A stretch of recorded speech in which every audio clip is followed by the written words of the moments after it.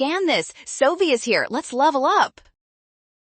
Calculus students, let's find the point of inflection for this function using its first derivative. We will solve this quickly and accurately right now. First, remember that points of inflection occur where the second derivative changes sign. Since we have the first derivative, we must differentiate it to find the second derivative of the function.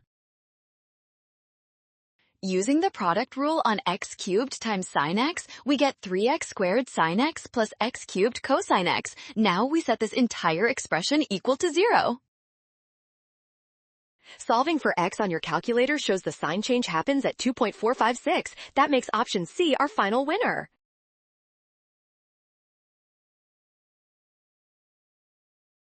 Well done! Scan the code. You can learn better with Sovi. Watch signs and avoid rush. Trust given values and check steps carefully.